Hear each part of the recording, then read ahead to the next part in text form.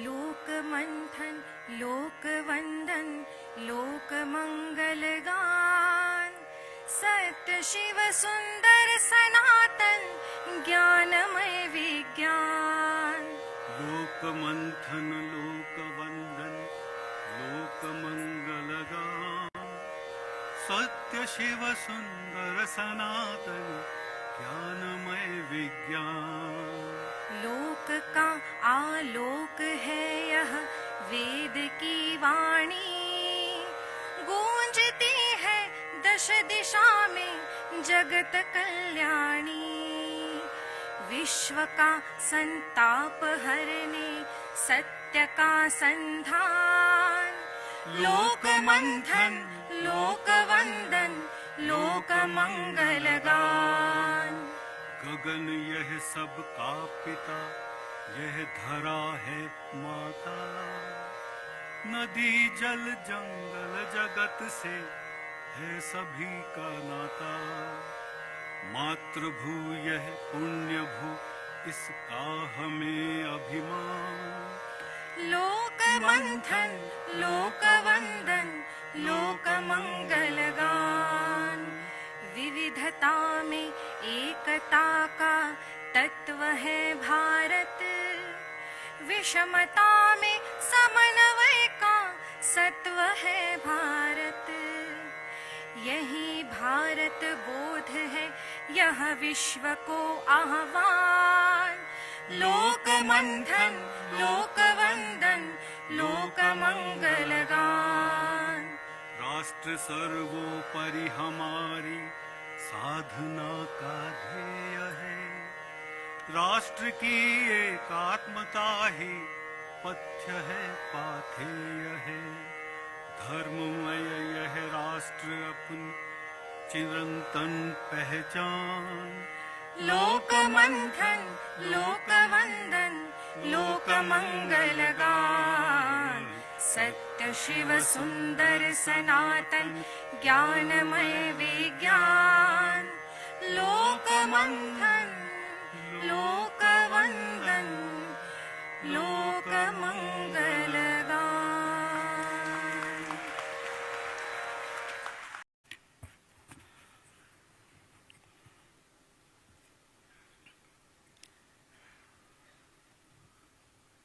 परम श्रद्धेय स्वामी जी, समय बचाने के लिए सभी केंद्रीय मंत्रीगण प्रज्ञा प्रवाह के इस द्वैवार्षिक लोक मंथन आयोजन कार्यक्रम के इस वर्ष के सभी संचालक गण, उपस्थित सभी स्वागत समिति के सदस्य, सुधीजन, माता भगिनी,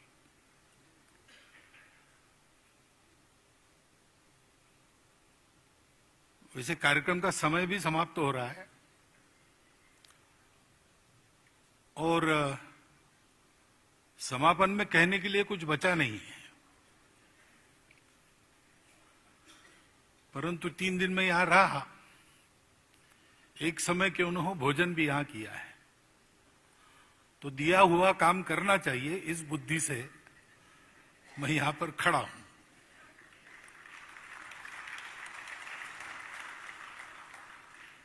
लोक, सृष्टि और धर्म, इन तीनों की उत्पत्ति का समय समान है। ये साथ चलते हैं और प्रलय तक रहेंगे, इसलिए सनातन है।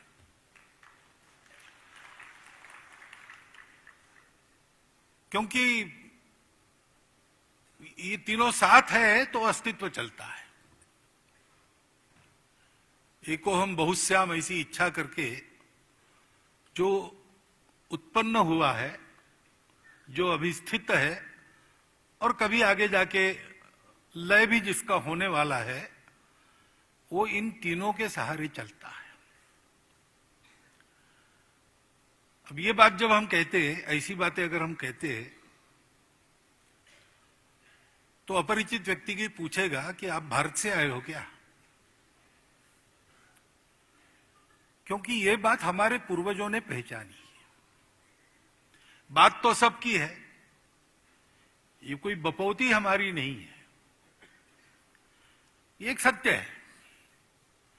लेकिन इस सत्य को हमारे पूर्वजों ने पाया क्योंकि उन्होंने खोजा, बाकी दुनिया ने खोजा नहीं, उन्होंने खोजना बंद कर दिया। अभी इतना सारा मंथन अपना हुआ, ये इसके पहले भी ऐसे विचार हुए होंगे, तो सब में एक बात तो ये क्यों होता है? आनंद के लिए होता है, सुख के लिए होता है, संतोष के लिए होता है। उसकी राह में जड़ चेतन चराचर सृष्टि भटकती है। तो उस सुख को पाने के लिए सब लोग जाते हैं। अब कुछ पाना है, खोजना है, तो साधन तो अपने प्रकृति ने जो दिए हैं हमको, वो सब बाहर देखने वाले हैं।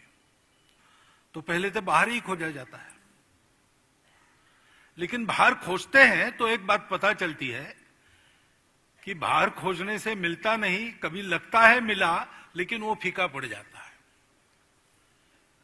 शाश्वत सुख नहीं मिलता, वो बाहर नहीं है। लेकिन सब कुछ बाहर का, बाहर देखने का दिया है, बाहर का खाने का दिया है, बाहर ही करने का दिया है, इसलिए उसमें रहना पड़ता है। तो रहते हैं, ऊब भी जाते हैं, उससे मुक्ति भी चाहते हैं। इस अवस्था में फिर रुक जाते हैं कि बस हो गया, यही है। मनुष्य जन्म लेगा, उसको कामनाएं वासनाएं दी है, उसको पूरा करने के लिए दौड़ता रहेगा। कभी ऊब कर बैठ जाएगा, विरक्त हो जाएगा, कुढ़ेगा मन में, आनंद संतोष तो मिलेगा नहीं, एक दिन मर जाएगा। ऐसा मानकर रुक जाते हैं। हमारे पूर्वज रुके नहीं, उन्होंने जो बाहर नहीं मिला तो अंदर खोजा, और फिर उनको ये बात मिली, अस्तित्व की एकता का सत्य उनको प्राप्त हुआ। और उनको ध्यान में आया कि जो कुछ है वो वही है, दूसरा कुछ नहीं है। उसको है इच्छा कि अलग अलग रूप में आविष्कार हो, इसलिए विविधता है। वो कुछ देर तक चलती है, उसके बाद एकता ही एकता है। इसलिए वो मिथ्या है। मिथ्या है ने झूठ नहीं, गलत नहीं, एक स्तर तक वो चलती है, उसके बाद नहीं चलती है। उसके बाद तो एकता ही एकता है। एकता शाश्वत है, पहले भी है, अभी भी है, बाद में भी रहेगी। विविधता में भी एकता है, खोजो तो, क्योंकि एकता ही से ही सारा हुआ है। ये दृष्टि हमारे पूर्वजों को मिली, और उससे ये भी पता चला कि एकता ही है तो सब अपना ही है। और ये भी पता चला कि सब सुखी होंगे तो ही हम सुखी होंगे। Maximum good of the maximum people, ऐसा होने के बाद भी जो मिनिमल बचेगा वो बाकी लोगों का जीना हराम करेगा, अगर अभाव में है तो वास्तव में सुख संतोष पाना है तो सर्वे भी सुखिन संतु के सिवाय इलाज नहीं। अब ये उनको बोध हुआ, इसको व्यवहार में लाने के लिए जो उपकरण चाहिए वो बहुत बड़ा उपकरण चाहिए, और उन्होंने उसके लिए भारत की निर्मित की। भारत बना कैसे? हमारा ये जीवन सनातन है, इतिहास ने आंखें खोली तब भी हम मिलते हैं, और तब जैसे मिले थे, आज कपड़े बदले हैं, खाना बदला होगा, कुछ बदला होगा, लेकिन अंदर का हम, अंदर के हम वैसे के वैसे आज भी मिलते हैं। दूसरे कहीं नहीं मिलते, यहां मिलते हैं।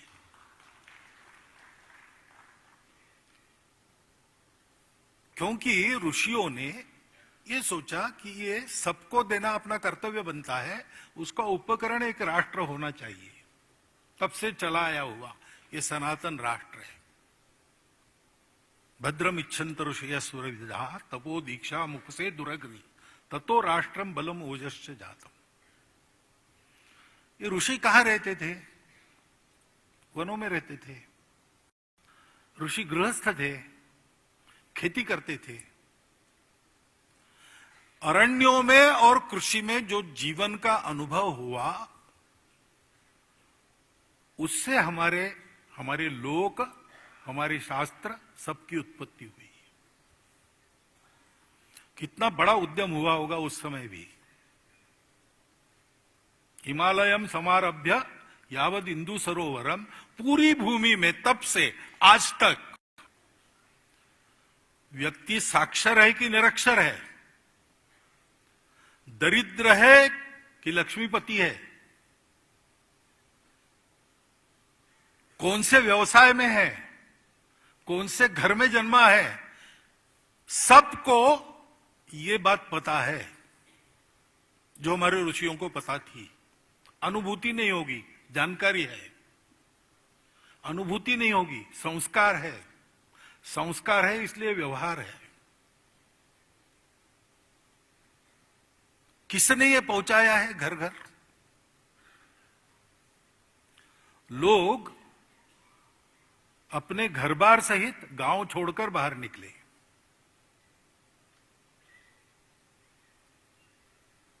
घर घर में ये पहुंचाना है ज्ञान। विद्या अविद्या दोनों, आध्यात्मिक आधार पर जो विज्ञान हमने देखा, उसके आधार पर जो जीवन व्यवहार ने सोचा, सब जगह पहुंचाना है। ये सब लोग गए हैं। जिनको आज हम वनवासी आदिवासी कहते हैं, जिनको आज हम घुमंतु कहते हैं, ये कोई परिस्थिति के चलते वहां नहीं पहुंचे। ये व्रत के रूप में उन्होंने ग्रहण किया है। जंगल में रहने वाले हमारे जंगलों के ट्रस्टी रहते थे।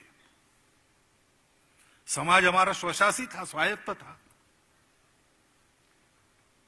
तो राजा के पास कुछ मर्यादित काम थे। शासन कुछ एक मर्यादित काम करता था। अधिकांश समाज अपने बलबूते चलता था। तो जंगल के ट्रस्टी वनवासी थे। वो जंगल की रक्षा करते थे, जंगल को बढ़ाते थे। समाज को जब जितना चाहिए उतना उपयोग योग्यता की मर्यादा में करने देते थे, बाकी नहीं करने देते थे। धर्म से चलता था।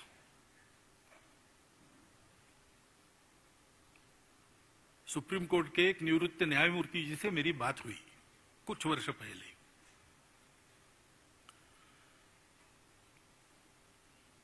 और अपने पूर्व राष्ट्रपति प्रणव दा से भी मेरी बात हुई इस विषय को लेकर। मैंने उनको पूछा कि जूरिस्प्रूडेंस ये अपना है क्या? दोनों का उत्तर था अपना नहीं है। मैंने पूछा अंतर क्या है?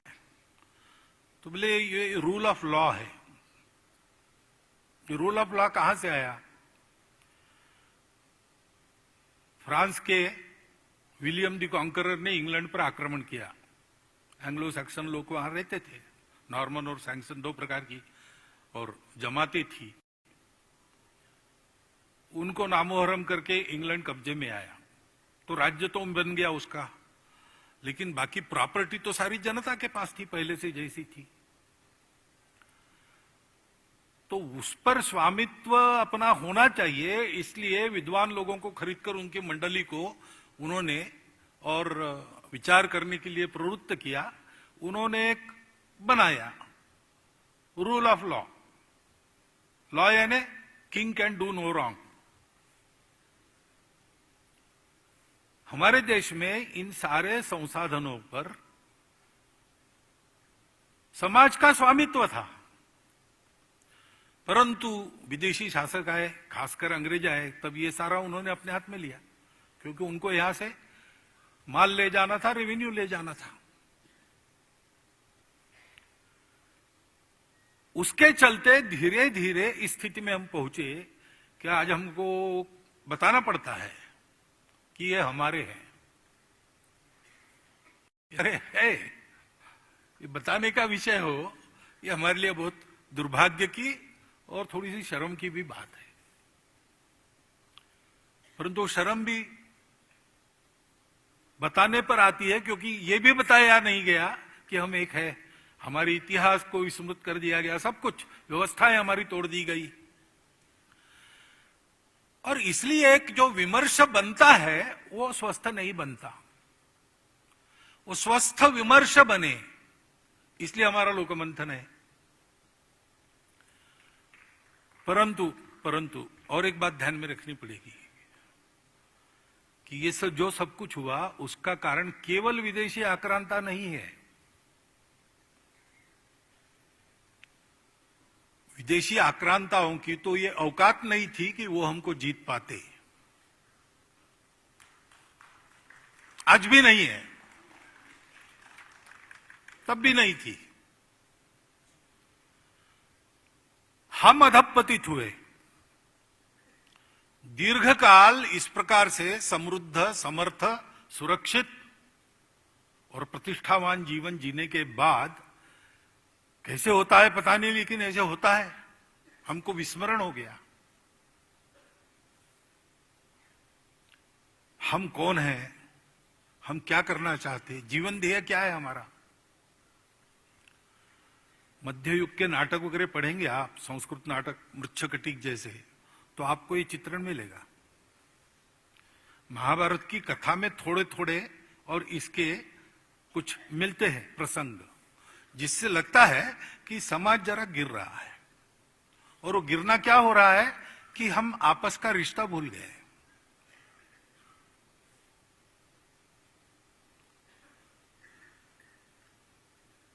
क्यों भूले? क्योंकि जीवन ध्येय भूले। ये जीवन ध्येय दिया था हमारे पूर्वजों ने कि हमारे राष्ट्र का निर्माण किस लिए है। एतद् देश प्रसूत से सकाशादग्र जन्मनाथ स्वयं स्वयं चरित्रम शिक्षेरन पृथिव्याम सर्वमानवा। ये सब साथ कैसे चलाना, भौतिक जीवन आध्यात्मिक आधार पर, अर्थ काम ठीक चले, मोक्ष भी मिले, इसलिए धर्म का अनुशासन तो है। धर्म क्या है? इतनी सारी विविधता है, लेकिन इसके एकता को मन में रखकर कैसे व्यवहार करना ताकि सब अपने अपनी विविधता को सुरक्षित प्रतिष्ठित रखकर साथ मिलकर चले।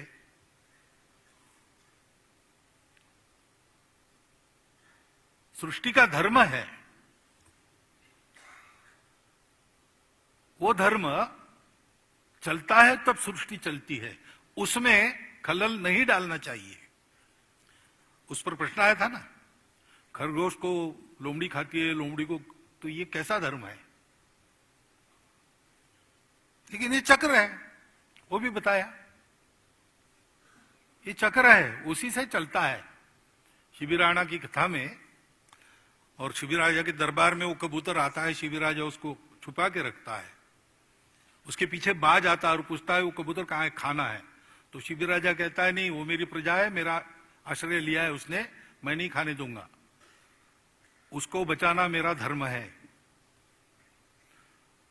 तो वो बाज कहता है कि राजा तुम धर्म की बातें कर रहे हो, लेकिन प्रकृति ने मुझे धर्म दिया है, मैं उसको खाऊंगा। मेरा धर्म समाप्त करके तुम अपना धर्म रखना चाहते हो, यह धर्म नहीं है, यह धर्म है। और शिबिराणा कहता है कि तुम्हारी बात ठीक है, तुम्हारा वो धर्म है, मेरा ये धर्म है। तो रास्ता ऐसा है कि तुमको कबूतर ही खाना चाहिए, ऐसा नहीं मांस खाना है तो वजन के बराबर मांस मेरे बाह का ले लो। अपना देकर धर्म की रक्षा करना सृष्टि का धर्म है। खेती में मेंढकों को काम है, वो कीड़े खाते हैं तो फसल पर बीमारी नहीं आती। एक बार किसान गए विनोबा जी से मिलने और उन्होंने कहा कि वो आजकल बीमारी बहुत हो गई फसल पर। तो विनोबा जी ने कहा और मेंढक बेचते जाओ, और मेंढक बेचते जाओ, क्योंकि वहां से लेबोरेटरी के लिए मेंढक पकड़कर दिए जाते थे। तो विनोबा जी का कहना था कि मेंढक के कारण वो कीड़े समाप्त होना बंद हो गया, क्योंकि मेंढकों को आपने दे दिया उधर, तो बीमारी बढ़ रही। अब मेंढक हिंसा कर रहा है कि नहीं, कीड़े खाकर हिंसा कर रहा है, लेकिन उस हिंसा के कारण बहुत सारी बातें बच जाती है। सृष्टि का धर्म है। उस चक्र को पहचान कर उसके साथ चलना, तो हम सब सुरक्षित रहते हैं। सृष्टि भी फलती फूलती है। हम इस प्रकार देते हैं, वो हमको देती है। ये इसका चक्र का उल्लेख हुआ, यज्ञ चक्र। एवं प्रवर्तितम चक्रम नानुवर्त्युयते ये में बताया। ये सारा धर्म सिखाना दुनिया को, ये हमारा जो जीवन ध्येय था, हम भूल गए। हमने अपने आप को मर्यादित कर लिया। मर्यादित कर लिया इसलिए भूल गए इसलिए फिर संबंध टूट गए, संवेदनाएं बंद हो गई, स्वार्थ आ गया। और इसके चलते हमने ही धर्म के नाम पर बहुत अधर्म किया है। इसलिए स्वामी जी ने जब कहा कि प्रकृति, संस्कृति और विकृति, 3 आयामों में चलने वाला लोग प्रकृति के अनुसार संस्कृति की ओर बढ़े, लेकिन विकृति की ओर न जाएं, ये भी देखना पड़ता है। वो देखा नहीं गया। इसके कारण हम दुर्बल हो गए और मुट्ठी भर लोगों के भक्ष्य बन गए। तो हमारा जो उद्यम है, उसके 2 काम हो जाते हैं। संत तुकाराम महाराज हो गए, उन्होंने एक प्रसिद्ध उक्ति है उनकी, रात्रंदिना आम्हा युद्धाचा प्रसंग, अंतर्बाह्य जग आणि मन। रात्रंदिन हमको युद्ध का प्रसंग है। अंदर अपने से लड़ना है, बाहर दुनिया से लड़ना है। किसी ने कहा होगा कि आप तो हरिनाम जपते हैं, इतना अत्याचार चल रहा है, हाथ में तलवार लेके लड़ते उड़ते तो है नहीं। तो उन्होंने कहा हम भी लड़ते हैं। अंदर अपने से लड़ना पड़ता है, बाहर। हमारा कार्य ऐसा ही 2 धारा कार्य है। हमको अपने समाज की स्मृति को भी ठीक करना है, क्योंकि उसके क्षीणता के चलते ये सारी समस्याएं आज जो दिख रही, वो भी एक बार ये याद हो जाए कि हम एक ही है। जो महामहिम राष्ट्रपति जी ने यहां पर कहा, वनवासी, गिरिवासी, नगरवासी, ग्रामवासी हो, सब भारतवासी है। और ये केवल भावनिक आह्वान नहीं है, ये रोकड़ा सत्य है। बिल्कुल ये रोकड़ा सिद्ध है, सत्य है। ऐसे ही ये सत्य है कि संपूर्ण जीवन को पहचान कर उसका ठीक ठीक रखरखाव करने वाली जो संपूर्ण दृष्टि चाहिए, वो भारत की दृष्टि है। बाकी किसी के पास वो नहीं है। अभी अभी जहां से हमने शुरू किया अंदर देखना, वहां पर विज्ञान पहुंच गया उस दहलीज तक। आजकल कुछ शास्त्रज्ञ ऐसा कह रहे हैं कि everything started with the pre existing universal consciousness, यहां तक वो आ गए। अभी तक कणों की बात करते थे, जड़ता की बात करते थे, अब कह रहे जड़ता भी उपजी। पहले कहते थे कि चैतन्य उपजा जड़ता से, अब कहने लगे हैं कि नहीं, जड़ता का भी निर्माण हुआ चैतन्य से, और वो पहले से था और वो विश्वव्यापी है। अब ये उनका गणित कहता, उनकी थ्योरी कहती, इसकी अनुभूति उनके पास नहीं है। उस अनुभूति को रखने वाले आज भी भारतवर्ष में जगह जगह मिलते हैं। उनके एडवर्टाइजमेंट एजेंसीज वगैरह नहीं है, लेकिन वो है और लोगों को उपलब्ध रहते हैं। हमको ये करना है कि हमको भारत के इस विस्मृत अस्मिता को फिर से परिचित कराना है। तो ये बातें तो हो चुकी है, परंतु बात है हमारे लिए एक कठिनाई सबसे बड़ी है कि हम भी जो पले बढ़े हैं वो उसी पद्धति में पले बढ़े हैं जो इसकी विस्मृति कराती है। इसलिए कभी कभी हम भी कहते कि भारत का तत्वज्ञान विज्ञान सम्मत है। हमको विचार उल्टा करना चाहिए। विज्ञान भारत के तत्व से सम्मति पाकर रहे कि नहीं, वो दिन आने वाले हैं। धर्म अपना विज्ञान सम्मत है क्या? मैं कहता हूं कि विज्ञान धर्म सम्मत है कि नहीं। आर्टिफिशियल इंटेलिजेंस, आज वैज्ञानिक भी कह रहे हैं कि है तो सही, लेकिन इसके एथिक्स, तो एथिक्स की बात तो पहले आती है ना। शक्ति किसके हाथ में है? आपको आज सुबह ही बताया, विद्या विवादाय धनम मदाय। तो खलता और साधुता, फर्क किसका है? साधन सबके लिए है, कौन पाता है? उपयोग करने वाले की बुद्धि कैसी है, हृदय कैसा है। उस बुद्धि को, हृदय को तैयार करने वाला भारत का विचार है। हमको भी उसके साथ तादात्म्य, ये जो प्रश्न वगैरह आते हैं ना, वो क्यों आते हैं कि अभी भी हम उस चौखट में अपना विचार कर रहे हैं। ऐसे नहीं होगा, वो चौखट एकदम अलग है, भारत की अपनी चौखट है। उसमें तर्क को स्थान है, उसमें विवेक को स्थान है, उसमें अंधश्रद्धा बिल्कुल नहीं है। हमारे यहां फेथ नाम का शब्द नहीं है। वी डोंट बिलीव, हम स्वीकार करते हैं परीक्षा के बाद। संतः परीक्षान्यतर्थ भजन्ते। रामकृष्ण परमहंस को पूछते हैं कि आप बता रहे, आपने देखा है क्या? ऐसा पूछने वाला विवेकानंद बनता है। लेकिन उसके लिए तपस्या करनी पड़ती है, और तपस्या हमको करनी पड़ेगी। अभी हमारे लिए करणीय 10 बातें आई, लेकिन ये करणीय 10 बातें प्रत्यक्ष में तब आएंगी जब हम अपने से प्रारंभ करेंगे। सारी दुनिया के अच्छे विचार लेना है,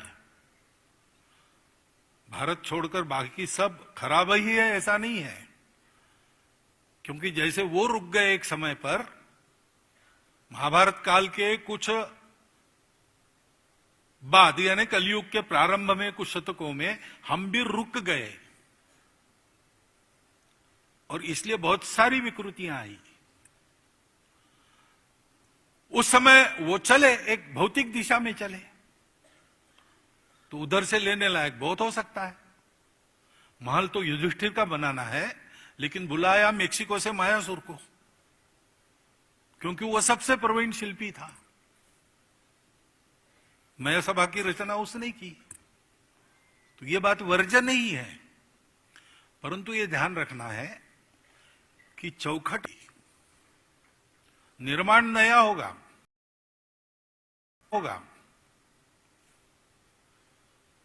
कपड़े नए होंगे, रूप नया होगा, परंतु आत्मा वही होगी, तत्व वही होगा, काम वही करेगा। और इसलिए हमको एक युगानुकूल रूप हमारे इस शाश्वत धर्म का, संस्कृति का देने के लिए चिंतन करना पड़ेगा। उसके लिए हम सबको पहले मूल से अध्ययन करके अपने विचारों को उस चौखट में बिठाना। हम में कुछ लोग ऐसे हैं ही, विशेषकर नई पीढ़ी को सोचना पड़ेगा। उधर से प्रश्न आएंगे, बाहर से, उसके उत्तर हम देते बैठेंगे। ये खेल हमको नहीं खेलना है, क्योंकि व्यावहारिक धरातल पर और तात्विक धरातल पर हम जीत गए हैं, जीत गए हैं। हारने के बाद भी हार दिखानी नहीं है, इसलिए गाली देना बहुत होता है। ऐसा कुछ हो रहा है। अभी कुछ चुनाव हो गए ना कल परसों में, अब देख लीजिए, ये वहां चलता है। लेकिन हम जीत गए भाई। सारी दुनिया लड़खड़ाई है। 2000 सालों में जितने प्रयोग हो गए हैं, ईश्वर को मानने वालों के, न मानने वालों के, व्यक्तिवादी, समाजवादी, सब प्रकार के लोग प्रयत्न करके थक चुके हैं, लड़खड़ा रहे हैं, भारत की ओर देख रहे हैं। हमको क्यों उन प्रश्नों के जवाब देने हैं? उनके ग्राउंड में जाकर थोड़ी कबड्डी खेलनी है उनके नियमों से। हमको अपने ग्राउंड में दुनिया को लाना है।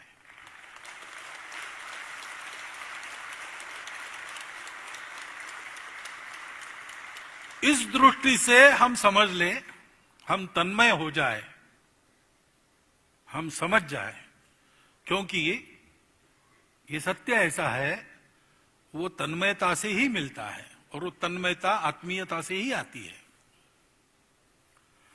ताही अहीर की छोहरिया छछिया भरी छाछ पे नाच नचावई, ऐसा है ये। शेष महेश गुणेश दिनेश सुरेश जाऊ निरंतर ध्यावई, जाहि अनादि अनंत अखंड अछेद अभेद सुवेद बतावई, नारद से शुक्र व्यास रटे पछी हारी थके पुनि पार न पावई, ताही अहीर की छोहरिया छछिया भरी छाछ पे नाच नचावई। उसके साथ तन्मय होना, और तन्मय होने के लिए जैसे हम हैदराबाद में आते हैं, जैसे हम दिल्ली में आते हैं, जैसे हम बड़े बड़े शहरों में जाएंगे, ऐसे बड़े परिसरों में जाएंगे, वैसे कभी कभी छोटे गुटों में मिलकर जंगलों में जाना चाहिए। छोटे छोटे लोक मंथन हमारे वहां होने चाहिए। वहां हमारे साथ, हमारे पंक्ति में वहां के लोग बैठने चाहिए। वहां हम पूछेंगे, वो उत्तर देंगे। उन्हीं को पूछना, श्रद्धा से पूछना। श्रद्धया प्रणिपाते न परिप्रश्ने न सेवया। लोग को समझना है, लोगों में जाना पड़ेगा। है कर्म प्रवण लोग हैं, वो तो जा ही रहे, कितने ही अपने सामने यहां आकर बोले लोग, परंतु ये अपना प्रवाह बढ़ रहा है। भारत को उठना है, भारत को बड़ा होना है। और अभी चारों ओर देखते हैं तो यही लोग दिखते हैं जिनके साथ ये होने वाला है। इसलिए जुड़ने वाला बहुत बड़ा समाज है, उसको साथ लेकर हमको ये करना पड़ेगा। तो फिर जल्दी समझ में आएगा, पूरा समझ में आएगा। ठीक ठीक शब्दों में सब नहीं बता सकते, अंदर है, अनुभूति में है। ये अनुभूति का मामला है, ये हमको करना पड़ेगा। और ये ध्यान रखना पड़ेगा कि अनुभूति हमको बताती है कि इस विश्व में हम किसी के शत्रु नहीं, कोई हमारा शत्रु नहीं है। आक्रामक आए, उन्होंने कुछ किया, ठीक है, हम मार नहीं खाएंगे, हम हानि नहीं करने देंगे अपनी, हम प्रतिकार करेंगे, लड़ेंगे। जिसको वो परीक्षा करनी है वो कर ले, परंतु हम किसी से लड़ते नहीं। उदयनंद नाम का राजपुत्र, उसकी कहानी है केरल में। पिताजी ने भेजा उसको, जाओ भाई सीख के आओ, तुमको प्रजा की रक्षा करनी है बाद में। तो आचार्य परशुराम जी की शस्त्र विद्या, अस्त्र विद्या सिखाने वाले 21 आचार्यों का गुरुकुल था। वहां जाके वो पढ़ा 12 साल, बहुत मनोयोग से सारा सीख लिया। परीक्षा के लिए आया रंगशाला में। 20 आचार्य प्रधानाचार्य को आगे करके बैठे थे। पूछा उसने, परीक्षा लीजिए। तो प्रधानाचार्य ने पूछा कि परीक्षा लेते हैं, लेकिन क्या क्या परीक्षा ली तुम्हारी, कितना सीखो हो तुम 12 साल में? तो उसने कहा, आचार्य जी आपकी कृपा से मैं 10,000 लोगों के साथ अकेला लड़ सकता हूं। तो प्रधानाचार्य ने कहा, ऐसा करते हैं, तुम फिर कल आओ, ये तुमने बताया ना, तो कल हम सोच के परीक्षा लेंगे, कल आओ। तो चतुर्था राजकुमारों समझ गया, फिर से यानी सप्लीमेंट्री में बुलाया, यानी फेल हो गए। तो सोचा उसने रात भर मेरी क्या गलती हो गई। फिर दूसरे दिन जाके कहा कि हाँ वो कल जरा मैं ज्यादा ही बड़बड़ा गया। 10,000 लोगों से लड़ना नहीं पड़ता, क्योंकि 10,000 लोग मार नहीं सकते, घेर कर भी मारेंगे आपस में ही टकरा जाएंगे। 10,000 कहां मार सकते एक आदमी को? वो अंदर के घेरे में जितने खड़े हो सकते हैं उतने ही मार सकते हैं, और वो 27 होते हैं। तो उसने कहा, आचार्य 27 लोगों से मैं लड़ सकता हूं। तो आचार्य ने कहा बहुत आनंद की बात है, तुमको सोचने की दिशा मिल गई, तुम सोचो और फिर कल आओ। फिर दूसरे दिन सोच के गया तो बताया, कल भी जरा ज्यादा ही बोला मैं, ऐसा है कि 27 भी है तो भी एक समय तो एक से ही लड़ना पड़ता है ना। एक का मार रोकना, दूसरे को धौस बताना, तीसरे के पीटते हुए चौथे के बगल में से घेरे के बाहर निकलना, और एक बार बाहर निकले कि घेरा नहीं पड़ने देना, सामने हमेशा एक को ही रखना। तो मैं एक से बहुत अच्छा लड़ सकता हूं। तो आचार्य ने कहा बस अब तुम पहुंचने वाले हो, पहुंच जाओ, कल फिर आओ। और उस दिन जब पहुंचा वो, तो उसने बहुत हृदय से क्षमा मांगी सभी आचार्यों की, कहा कि मैं ज्यादा ही बोल गया था, एक तो आपने मुझे मारपीट करने के लिए ये सब नहीं सिखाया, और मैं किसी से वैर भाव नहीं रखता हूं, तो मेरा कोई शत्रु नहीं, मैं किसी से लड़ नहीं सकता। लेकिन दुनिया में सब है, दुष्ट लोग भी है, तो वो अगर मेरी या मेरे प्रजा की हानि करना चाहे तो उनको रोक कर मैं अपने आप को और मेरी प्रजा को बचा सकता हूं, इतना मैंने सीखा है।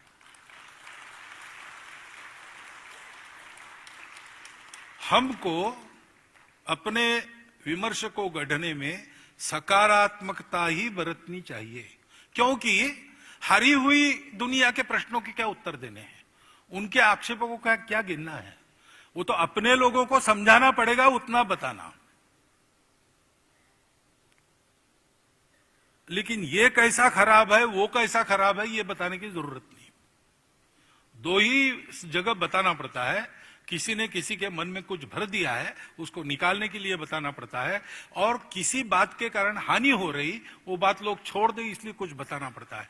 ये दो प्रसंग छोड़कर बाकी जगह हमको गलती किसकी क्या है ये बताने की जरूरत नहीं, सही क्या है ये बताना है। ऐसा विमर्श हमको गढ़ना पड़ेगा, क्योंकि आज सारे विश्व को प्रतीक्षा है, और विश्व के जो नेतृत्व करने वाले लोग हैं उनको कितनी है क्या, उनको भी है, लेकिन उनके फिर वेस्टेड इंटरेस्ट वगैरह सारी बातें रहती है। लेकिन समाजों में जाते हैं तो वहां उत्सुकता है, ये अनुभव आता है। लोग आते हैं मिलने के लिए, लोग पूछते हैं, देखकर अभिभूत होकर जाते हैं, उनको ये उत्सुकता है, उनको भारत से रास्ता चाहिए, भारत को अपना रास्ता पूरा पता हो जाए ठीक ठीक, इसके लिए हमको काम करना है। उसके लिए ठीक से विमर्श बने, इसलिए मंथन होना है। क्योंकि जैसा मैंने कहा, महाराज जी ने भी कहा कि दही जैसा जम गया है, कठोर हुआ है। कुछ लोग हैं वो कहते हैं भंडा फोड़ दो, दही को फेंक दो। दही फेंक दिया तो मट्ठा भी नहीं बनेगा, कुछ भी नहीं रहेगा। बाकी घड़ों में तो केवल मदिरा ही मदिरा है, दही तो मिलने वाला है नहीं। इसी दही को मथना पड़ेगा, नवनीत सबको देना पड़ेगा, मट्ठे का उपयोग सबके स्वास्थ्य को ठीक करने के लिए करना पड़ेगा। तो ये मंथना हमको करना है, और बाकी चिंता मत कीजिए, मंथन से अमृत निकलेगा, वही देना है। हलाल निकलता है, निकलेगा, लेकिन अपने स्वार्थ की होली जलाकर, अपने आशाओं को, अपने मोह को चिताओं पर जलाकर जो लोग घर छोड़ के निकले हैं, वो शिवरूप में उस हलाल को प्राशन कर लेंगे, पचा भी लेंगे। ऐसा वर्ग अपने पूर्वजों की कृपा से अनेक रूपों में आज भारत में विद्यमान है। वो है इसलिए सब चल रहा है, वो अपना काम कर रहा है। हम ये अमृत निकालकर सबको देना, मृत्यु के कगार पर पहुंची हुई मानवता को अमरता प्रदान करने वाला भारत खड़ा करना, इसके लिए इस अपने काम को ठीक तरह से करे, इसकी आवश्यकता है। बाकी सारी ज्ञान की बातें विद्वान लोगों ने और आज के महनीय वक्ताओं ने आपके सामने रख दी है। मैं एक काम करता हूं जिसमें जमीन पर काम करना होता है, और वैसे भी मैं जानवरों का डॉक्टर हूं, इसलिए मुझे तो करने की बातें ज्यादा भाती है, ज्यादा समझती है। तो मेरी बुद्धि से करने के लिए कुछ बातें मेरे मन में आई, वो मैंने आपके सामने रख दी है। इसका आप ठीक से उपयोग करेंगे अगर योग गल गए तो। ऐसी आशा और विश्वास के साथ आपको धन्यवाद देता हुआ, क्योंकि इन 4 दिनों में मेरी भी बहुत ज्ञान वृद्धि हुई है, उसके लिए कृतज्ञता भी व्यक्त करता हूं, आपका धन्यवाद करता हूं और मेरे 4 शब्द समाप्त करता हूं।